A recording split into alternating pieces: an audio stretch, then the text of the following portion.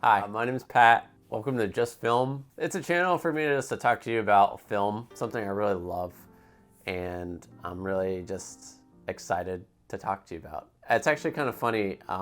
In June of last year, I started trying to post consistently on Instagram and only have it to be film. And as you can see by my wall, my cabinet of film cameras, the collection began.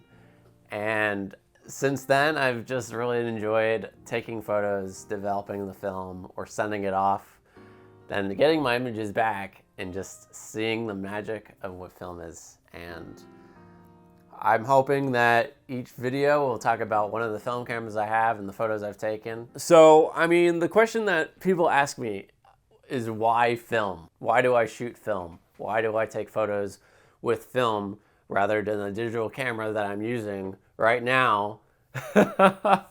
Well, I guess the answer is because it's fun. It's a fun challenge. It's a process. I fall in love with processes, like coffee. Coffee was my first really big hobby that turned into a job. But I fell in love with like the process of making coffee. And there's so many different ways of making coffee, whether it's drip coffee, a pour over, a French press, espresso, cold brew. There's so many different ways. And that's a process that I fell in love with. And film was like the next big one. Whether it was researching cameras, researching film, learning about film. I love film. I love taking photos of different stuff, whether it's portrait or landscape. I'm trying to get into sports film, like taking photos of sports.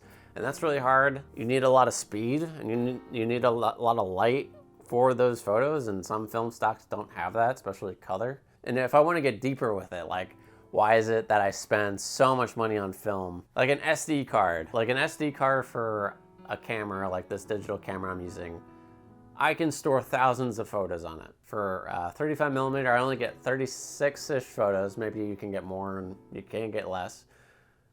For medium format, some cameras you can get 12, some you can get 10, and then large format, I think you only get one, like one sheet of film. So I think you maybe can get 2 slides in there. I don't really know too much about large format. I haven't gotten into that yet. You really have to take your time with film, and at the same time you don't. For me, I do, because I like to try to preserve these shots because they matter more than like just clicking a button on my phone or on my camera that'll just go into the cloud and I won't worry about it anymore.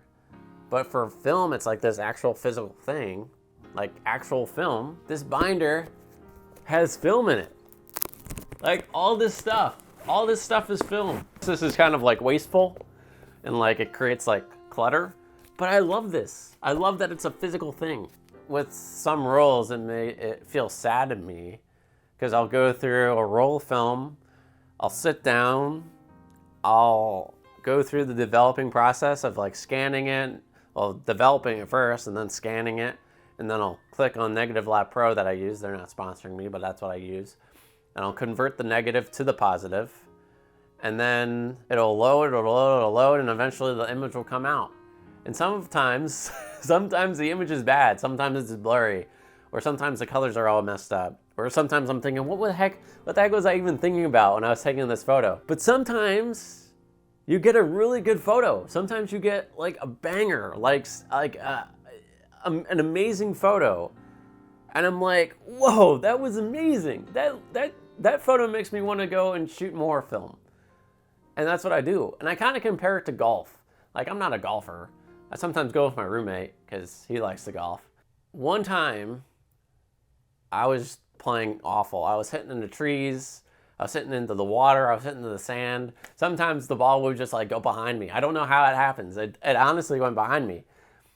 And I was playing horrible. It was hole number 17. I can't even lie. It wasn't hole 18. It wasn't the last hole, but it was hole 17. And we're looking out and it's a beautiful view. It's so incredible. I go up to the ball. I'm about to drive it. I get my hands like this. I'm imagining it. I'm getting ready to go, and I'm just thinking to myself, you know, today's been terrible. Like, it's been an awful day of golf, even though it's been nice outside and fun with my roommate. But the whole day has been like bad. And I just thought to myself, I'm just going to go out there.